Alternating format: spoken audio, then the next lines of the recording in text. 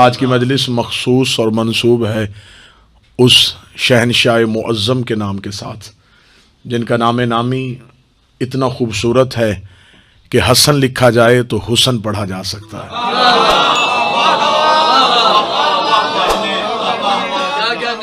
بالکل ایسے ہی جیسے حسین لکھا ہو تو حسین پڑھا جاتا ہے، بالکل ایسے ہی جیسے 72 لکھا ہو تو بہتر پڑھا جا سکتا ہے۔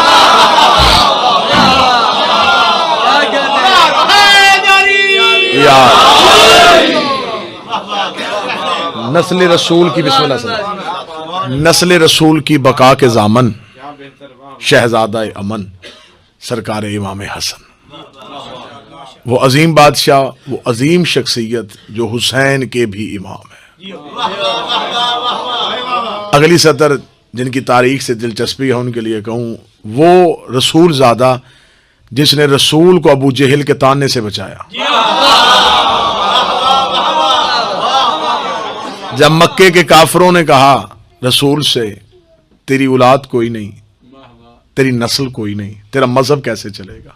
جتنی دیر زندہ ہے اتنی دیر مذہب رہے گا، جب تو دنیا سے چلا جائے گا مذہب ختم ہو جائے گا، کیونکہ تیری اولاد نہیں ہے، تیرا وارث نہیں ہے، تیرا نسل نہیں۔ بابا احمد شاہ جی جملہ سماعت فرمائیے گا، سردار صاحب پہلا جملہ ہدیہ کرنے لگا ہوں، انہوں نے کہا کہ تیری نسل نہیں تو تیرا مذہب کیسے چلے گا؟ تیرا بیٹا کوئی نہیں ہے، تیرا مذہب ختم ہو جائے گا، تیرا وارث کوئی نہیں، تیرا دین پھیلے گا نہیں، تیرا وارث کوئی نہیں کیونکہ تیرا بیٹا نہیں ہے۔ مکے کے کافر تھے، جاہل تھے، بیٹیاں زندہ دفن کرتے تھے، پتھر کو سجدہ کرتے تھے، اتنا جانتے تھے کہ نبی کا وارث بیٹا ہوتا ہے، نسل رسول میں سے نبی کا وارث ہوگا، قریب بیٹھنے والوں میں سے کوئی نہیں ہوگا۔ انہوں نے کہا کہ تیری اولاد نہیں تو مذہب کیسے چلے گا؟ رسول ابھی لب کھول رہے تھے یا رسول کو قدموں میں جبریل کے پروں کی سرسراہٹ محسوس، نبی نے دیکھا تو جبریل نے پر جوڑ کے کہا وہ کہہ رہا ہے تو نہ بولنا، حملہ تیری رسالت پہ کیا ہے، جواب میں دیتا ہوں، مالک تو جواب کیا دے گا؟ واضح انا اعطیناک الکوثر، بے شک ہم تجھے بطول عطا کریں گے، ہم تجھے بطول، کیونکہ اگر میں کوثر کو مختلف ترجموں کے اعتبار سے لے کے آتا آخر ترجمہ یہی ہونا تھا جو میں نے پہلے کر دیا، بے شک ہم تجھے بطول عطا کریں گے۔ جہاں لفظ بطول کہوں تو بطول سے مراد نام نہیں، بطول سے مراد لقب نہیں، بطول سے مراد منصب ہے، بطول سے مراد عہدہ ہے۔ بطول کسے کہتے ہیں؟ شریعت میں جس مستور کو نماز کے لیے وضو کی ضرورت نہ ہو اسے بطول کہتے ہیں، اسے بطول۔ لفظ کو زیادہ آسان کر دیتا ہوں،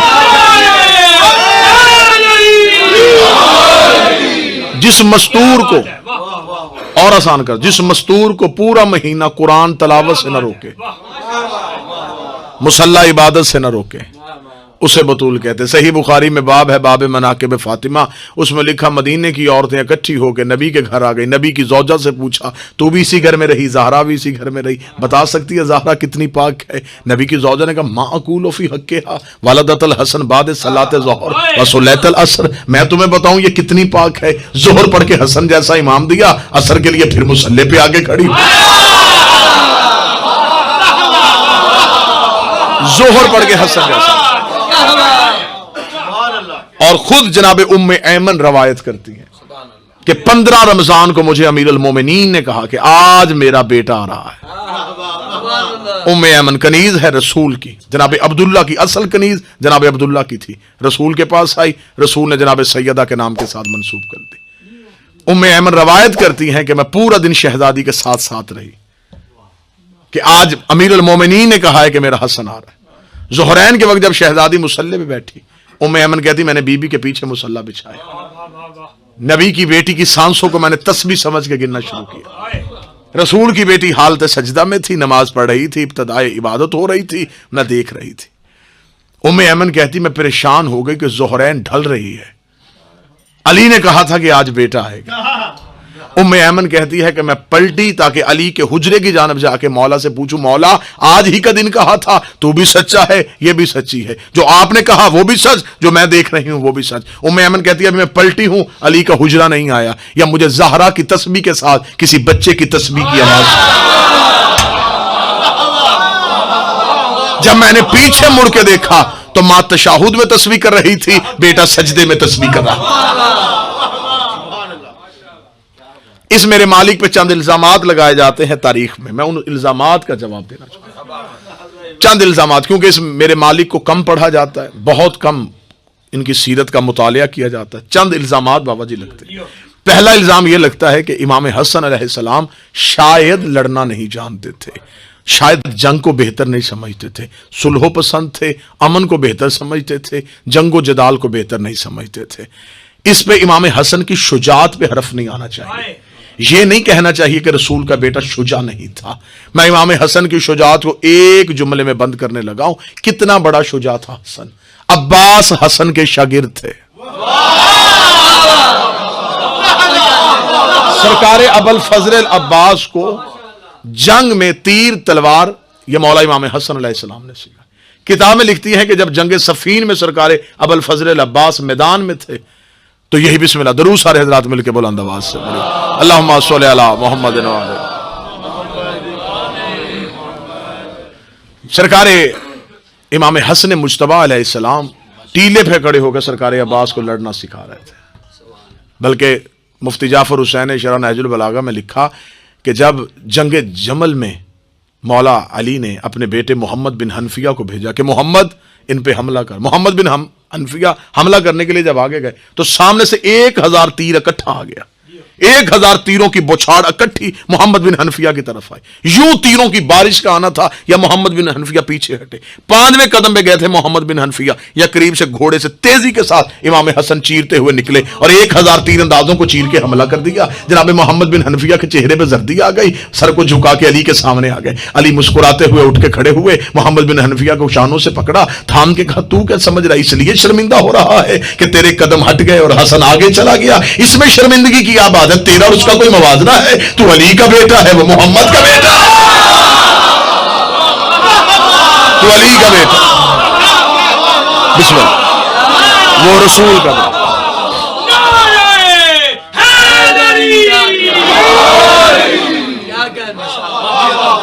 جنگ صفین میں بسم اللہ، جنگ صفین میں کتابیں لکھتی ہیں کہ دریائے فرات کا پورا کنارہ امام حسن علیہ السلام نے خالی کروایا، اکیلے امام حسن نے دریائے فرات کا کنارہ خالی کروایا تھا۔ مالک اشتر نے قدموں پہ ہاتھ رکھ کے کہا تھا مولا نوکروں کے ہوتے ہوئے سردار نہیں لڑتے، فرمایا قبضہ پانی پہ ہوا ہے، پانی میری ماں کا حق ہے، ماں کے حق پہ حسن کسی کا قبضہ برداشت نہیں۔ اس میرے مالک پہ یہ جو الزام لگایا جاتا ہے کہ امام حسن نے صلح کی، صلح امام حسن نے کی نہیں، امام حسن سے صلح کی گئی۔ شاید میں اس جملے کو سمجھا نہیں پایا، بالکل ایسے ہی جیسے امام حسین نے جنگ کی نہیں، امام حسین سے جنگ کی گئی، امام حسن سے صلح کی گئی۔ امام حسن علیہ السلام کے سامنے جنگ 1 سال بھی چلے 2 سال بھی چلے، طے یہ پاتا ہے کہ دیکھو فریقین کی شرطیں کیا ہیں۔ کیسا شجاع تھا رسول کا بیٹا، تلوار اٹھانے سے پہلے شرطیں منوا رہا۔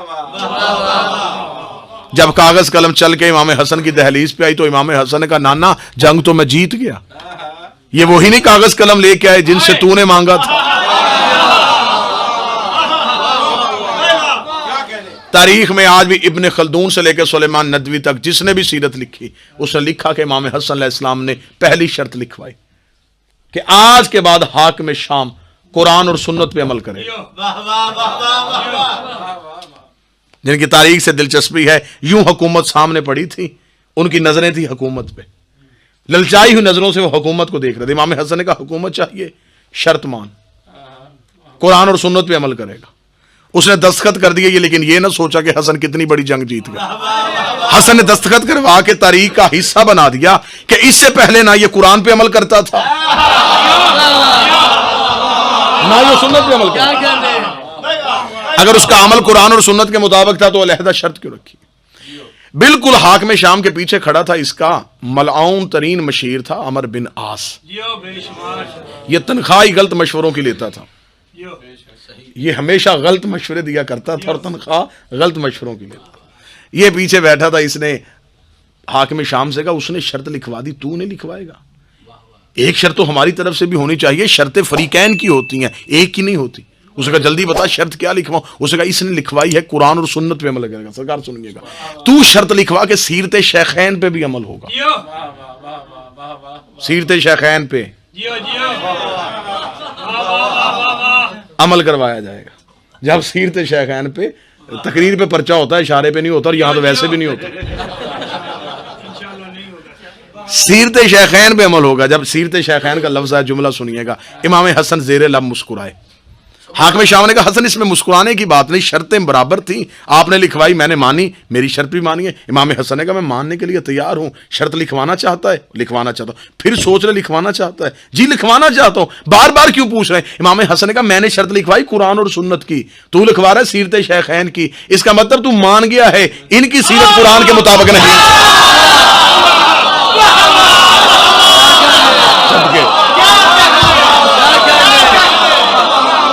ان کی سیرت قرآن کے مطابق,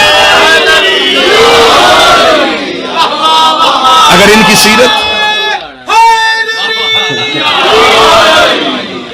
ان کی سیرت قرآن سنت کے مطابق. تیسری شرط میرے بادشاہ نے لکھوائی, بادشاہ نے لکھوایا کہ آج کے بعد کوئی ممبر پہ بیٹھ کے میرے باب علی کو نہیں بھونکے گا. اٹھا یہ تخت میرے باپ کی عزت کا صدقہ ہے. دنیا سج سنور کے حسن کے سامنے آئی تھی. حسن نے کہا اٹھ, تجھے نہیں پتا تجھے میرے بابے نے طلاق دی ہوئی ہے, جسے باپ طلاق دے وہ بیٹوں پہ حرام ہو جاتا. ٹھکرا دیا حسن نے تخت اور تاج کو. چوتھی شرط لکھوائی, جہاں جہاں ہمارا شیعہ رہتا ہے, ہمارا محب رہتا ہے, اس کی عزت اور جان پہ حرف نہیں آنا چاہیے. یہ شرائط نہیں تھی, امام حسن جنگ مسلط کر رہے تھے ان کے اوپر. تاریخ میں امام حسن علیہ السلام کا کردار اتنا خوبصورت ہے. میں نے آپ کو شجاعت کی ایک مثال دے دی, امام کی علمی بصیرت کی ایک مثال دے دی. بڑی جلدی میں اختتام تک آؤں. امام حسن علیہ السلام کی علمی بصیرت کیا تھی؟ علم یہ تھا کہ ایک دفعہ امام حسن علیہ السلام کھجوروں کے باغ میں کھڑے اور فرعون شام کا وہاں سے گزر ہوا. اس نے امام حسن کو تنہا کھڑے ہوئے دیکھا تو یہ لشکر کے سمیت جا رہا تھا. یہ واپس آ گیا. واپس آ کے اس نے کہا حسن میں پوچھنے آیا ہوں, تیرا بابا علی دعوی سلونی کرتا تھا, تو بھی وہ دعویٰ کرتا ہے؟ جملہ امام حسن کا جواب سنیے گا, مجھے کتاب کا حوالہ دینے کی ضرورت نہیں پڑے گی, جواب خود بتائے گا کہ میں امام کی زبان سے نکلا. اس نے کہا کہ حسن تیرا بابا سلونی کا دعویٰ کرتا, تیرا دعویٰ بھی وہی ہے. امام حسن نے کہا بدبخت تجھے نہیں پتا ہمارے چہرے بدلتے ہیں, دعوے نہیں بدلتے. دعوے نہیں بدلتے, دعویٰ وہی رہتا ہے جو پہلے کا ہو وہی آخری کا. اس کا تیرا بابا سلونی کا دعویٰ کرتا تھا تو کیا تو بھی ویسے ہی سوالوں کے جواب دیتا؟ امام نے کہا ہاں. اس نے کہا اگر تو ویسے ہی سوالوں کے جواب دیتا ہے تو بتا سکتا ہے یہ جو کھجور ہے اس میں کتنی کھجوریں لگی ہیں؟ اب یہ تو ان کی علمی غربت تھی نا, اور یہ اصول ہے سرکار کے جاہل صرف اسے یہ نہیں کہ اسے جواب نہیں آتا, جاہل کو سوال بھی نہیں آتا. جاہلیت میں یہ خاصیت ہے کہ جاہل کو صرف یہ نہیں کہ جواب ہی نہیں آتا ہوتا, اسے سوال کرنا بھی نہیں آتا ہوتا. وہ سوال بھی ایسا, اور کارلائل نے بڑی خوبصورت بات لکھی تھی. اس نے کہا تھا کاش دنیا, کتنا خوبصورت جملہ, اس نے کہا کاش دنیا علی کو میدان جنگ میں مصروف نہ رکھتی تو علی علم کی وہ دنیایں تخلیق کر دیتا, قیامت تک ریسرچ کی ضرورت ہی نہ رہتی. جس وقت علی کہہ رہا تھا کہ مجھ سے پوچھو اس وقت پوچھ لینا چاہیے تھا. اسے امام حسن نے کہا بتا سکتا ہے کھجور کے کتنے, کاش وہ اس وقت پوچھ لیتا تسخیر کائنات کیسے ہوتی. اسے امام حسن علیہ السلام سے کہا بتا سکتا ہے اس کھجور میں کتنی کھجوریں لگی ہیں؟ سرکار امام حسن علیہ السلام نے سر اٹھائے بغیر کا 3313. اتنا عجلت میں جواب, اتنا جلدی میں جواب. اس نے کہا بالکل نہ. حسن نے کھجور دیکھی, اور کھجور ایک واحد پودا ہے, ایک درخت ہے جس کی تعداد نیچے سے کھڑے ہو کے پھلوں کی دیکھی نہیں جا سکتی. اسے کہا ضرور کہیں نہ کہیں کچھ ہو جائے گا.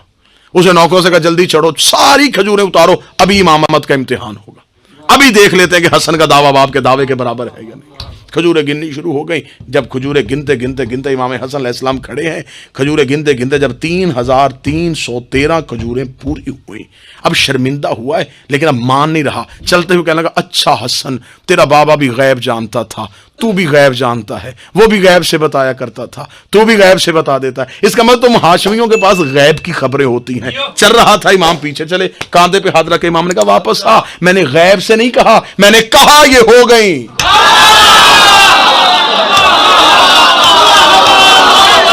میں نے دے کے نہیں کہا کتنا،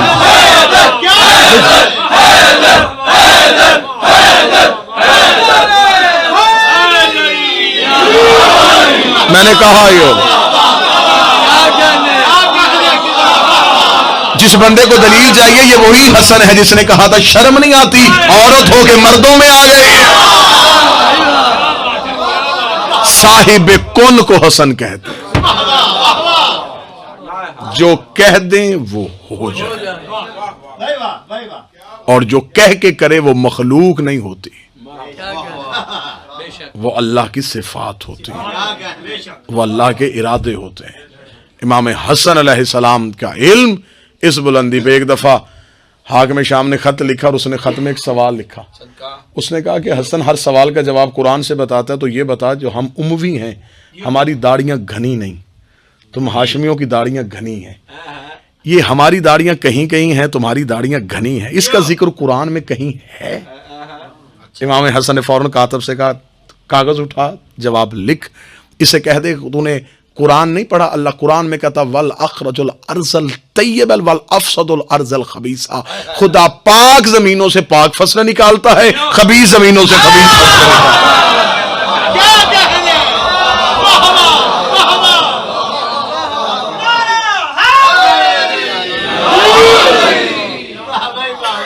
علم میں بلند، شجاعت میں بلند، حکمت میں بلند، بقائے رسول، نسل رسول کے ضامن، اور علمی بلندی اس انتہا پہ کہ ایک دن کوفے کی ممبر پہ علی امیر المومنین علیہ السلام خطبہ ارشاد فرما رہے، سامنے صحابہ خطبہ سن رہے، یک لخت مسجد خوشبو سے معطر ہو گئی، صحابہ نے پیچھے مڑ کے دیکھا تو ایک سفید لباس میں خوبصورت ترین وجیح ترین شخص مسجد میں داخل ہوا، خوشبو جسم سے ایسے آ رہی ہے کہ پوری مسجد کو معطر کر دیا۔ امام حسن بچپن میں ریت پہ بیٹھے ہوئے، وہ شخصیت امام حسن کے سامنے آگے گھٹنے ٹیک کے ایسے بیٹھ گئے جیسے نمازی تشہد میں بیٹھتا ہے، نہ سمجھ آنے والی زبان میں امام حسن علیہ السلام سے گفتگو شروع کر دی۔ اب صحابہ کی نظریں علی پہ اور کان پیچھے ہیں، پریشانی کے عالم میں کہ یہ شخص کہاں سے آیا ہے۔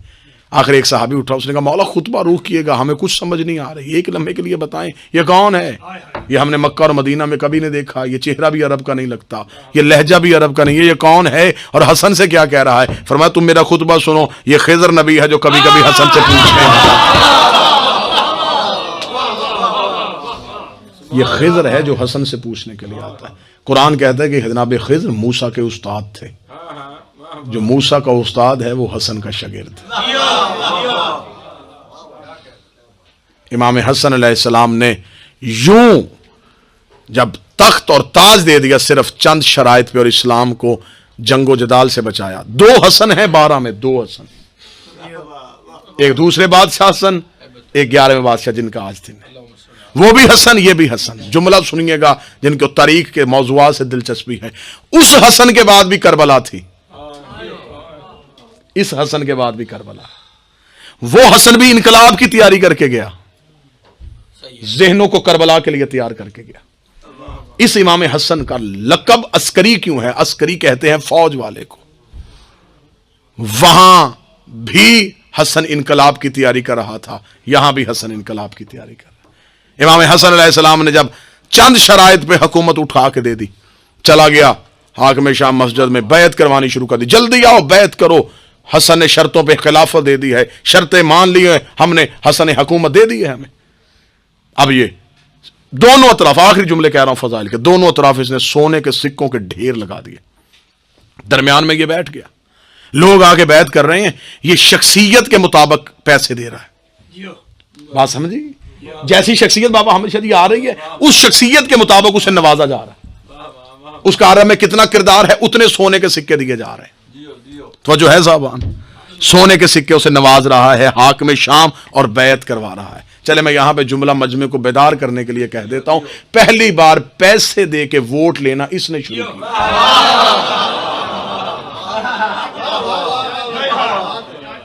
یہی ہو رہا ہے نا، بیعت کسے کہتے ہیں؟ بیعت ووٹ کو کہتے ہیں، پیسے دے رہا ہے، بیعت لے رہا ہے۔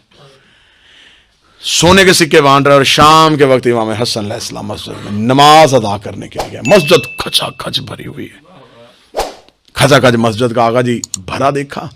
इमाम हसन ने कहा क्या हुआ? कहने लगे जी हाकिम शाम बैत करवा रहा, लोगों को सोने के सिक्के दे रहा है। इमाम हसन ने मस्जिद के कोने में आके तकबीर कह के नमाज को शुरू किया। नमाज तमाम हुई, अब बाहर से किसी सहाबी की आवाज आई, किसी ने हसन को देखा है? किसी को खबर है फरजंदे रसूल कहां है?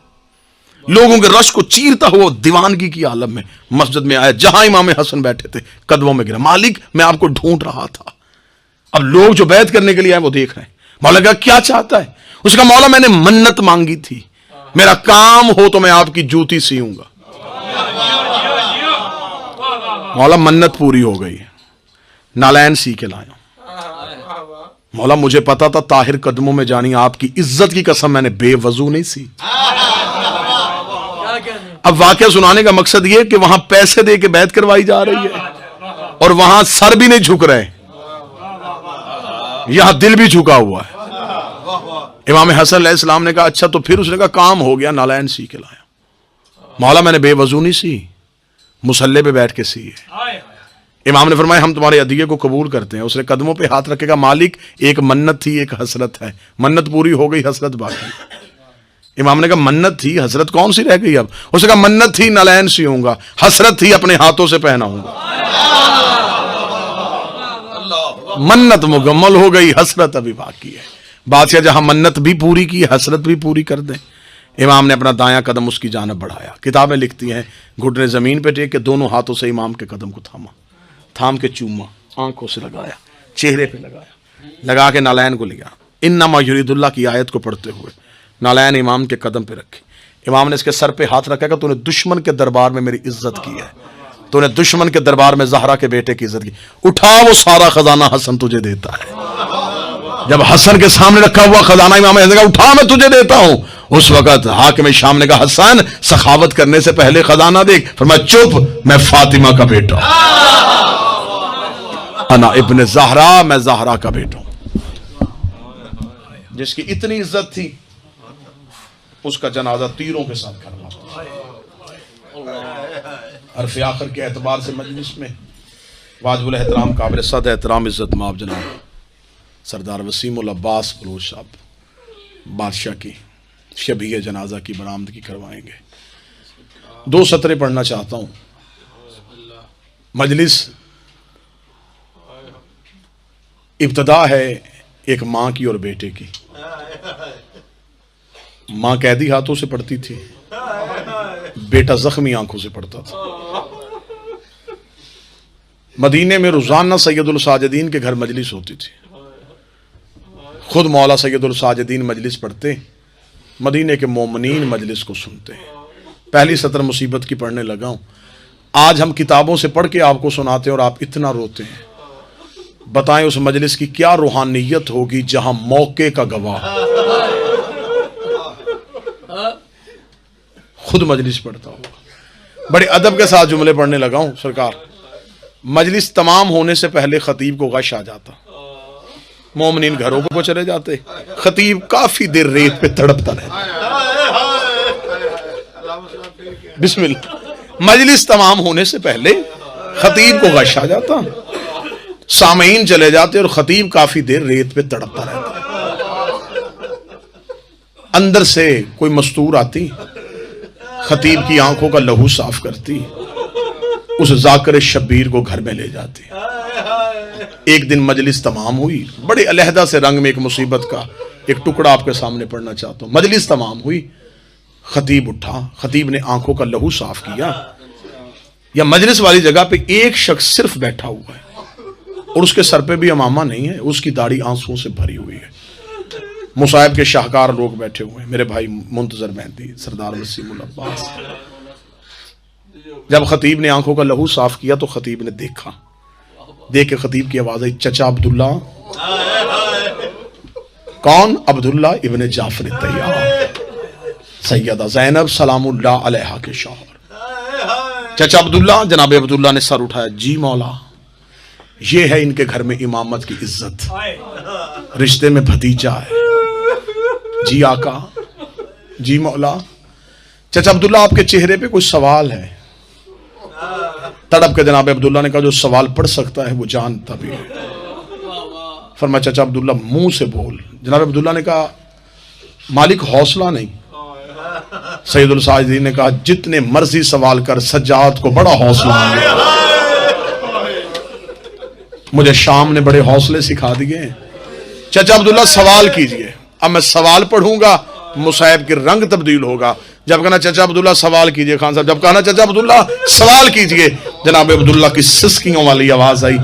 सैयदुल साजिदीन से रोजाना मजलिस पे आता हूँ, सुन के चला जाता हूँ, मेरा जी चाहता है, हौसला नहीं बनता कि सवाल करूं। नहीं चाचा अब्दुल्ला सवाल कीजिए।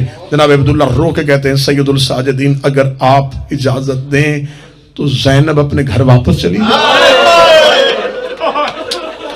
रोजाना मजलिस में ये सवाल लेके आता हूं, जब से अली की बेटी गई मेरा सेहन खाली है। मौला रोजाना आता हूं, हिम्मत नहीं पड़ती। सैयदुल साजिदीन ने कहा चाचा अब्दुल्ला इसमें हिम्मत क्यों, हौसला क्यों, शरई हाकिम है आप। उठे जनाब सैयदुल साजिदीन, अंदर गए। जनान खाने में जैसे मर्दों में मजलिस हो रही थी वैसे ही मस्तूरात में मजलिस हो रही थी। अली की बेटी अकबर का घोड़े से उतरना पड़ रही थी। सतून के साथ लाके चुप करके सजाद खड़े हो गए। सैयदा ज़ैनब सलामुल्लाह अलैहा ने यूं मुड़ के सजाद का चेहरा देखा। बीबी ने कोई सवाल किए बगैर अपनी चादर उठाई, सजाद के करीब से चुप करके गुजरी। गुजरते हुए कहने कि तू ना कहना मैं चली जाती, मुझे खबर है तुझसे कहा नहीं जाएगा। सजाद मैं ज़ैनब चली जाती हूँ। इतना जुमला कहना था, सजाद ने माँ के गले में बाहें डाली, रो के कहा अम्मा मुझे बता मेरा तेरे सिवा बचा कौन है? मेरा अकबर तू, मेरा गाजी तू, मेरा हुसैन तू। आलिया ने इजाजत लेके 40 दरवाजों के दरमियान मेरी शहजादी आई। बंद दरवाजे देखे मेरी आलिया ने। पहले दरवाजे को देखा, दूसरे को देखा, तीसरे को देखा, 40वें दरवाजे पे नजर आई। अली की बेटी जमीन पे गिर गई। रोका दी खुदा तुझ पे लानत करे हिंदा का बेटा, तूने मेरी भरी हवेली बर्बाद कर दी। पहले ज़ैनब जाती थी, उस दरवाजे से हुसैन आता था, उस दरवाजे से अब्बास आता था, उस दरवाजे से अकबर आता था, उस दरवाजे से कासम आता था। आज ज़ैनब अपने घर जा रही है, कौन छोड़ के आएगा? इतना जुमला कहना था, एक ज़ईफ सा हाथ सैयदा के कदमों पे आया। अब आज अगर इजाजत हो तो मां बन के मैं कनीज छोड़ के आऊं। जनाब फिजा ने यूं हाथ था में आखिरी जुमला, शहजादी की दहलीज आई। दहलीज पे आना था, साहिब किताब लिखते हैं शहजादी दहलीज पे गिर गई। शहजादी का दहलीज पे गिरना था। जनाब फिजा ने कदमों पे हाथ रखेगा, बीबी अकबर याद आए? फरमाया नहीं भूलती उसका घोड़े से उतरना, लेकिन अब अकबर याद नहीं आया। बीबी गाजी याद आए? नहीं भूल सकती उसके बाजुओं का कटना। अब अब्बास याद नहीं आया। बीबी हुसैन याद आए? फरमाया कभी नहीं भूलूंगी उसकी ज़रबें, लेकिन अब हुसैन याद नहीं आए। बीबी दरवाजे पे क्यों गिर गई? बीबी कहती है 2.25 साल बाद दरवाजे पे आई हूं, मुझे मेरा आन याद आ गया, मुझे मेरा मोहम्मद याद आ गया। मैंने अपना खाली हवेली देखी है, मुझे मेरी जोड़ी याद आ गई है। इतना कहना जनाब अब्दुल्ला तड़पते हुए उठे, आके कहती अली की बेटी दरवाजे पे आके बेटों को ना रोना, आन भी अकबर का सदका, मोहम्मद भी अकबर का सदका। ये कह के जनाब अब्दुल्ला ने कहा उठ अली की बेटी, उठ अली की बेटी, मैं तुझे सहन में लेके जाऊं। इधर से जनाब अब्दुल्ला के हाथ बीबी की कलाई पे आए। अब्दुल्ला ने अपने हाथों को तड़प के पीछे किया, हाथों को देखा, हाथ में खून की लकीरें थी। अब्दुल्ला की आवाज आई, तुझे तेरी माँ की चादर का वास्ता, एक मर्तबा पल्लू हटा, मुझे बता तेरी कलाइयां जख्मी क्यों है? फरमाया अब्दुल्ला तुझे नहीं बताया, जब हुसैन घोड़े से गिर गया मेरे हाथों में रस्सियां थी, कभी इस बाजार कभी उस बाजार। इतना जुमला कहना था, अब्दुल्ला ने तलवार निकाली। फरमाया एक दफा शाम जाके पूछूं, अली की बेटी लावारिस नहीं थी। सज्जाद की आवाज आई, चाचा अब्दुल्ला रुक जा,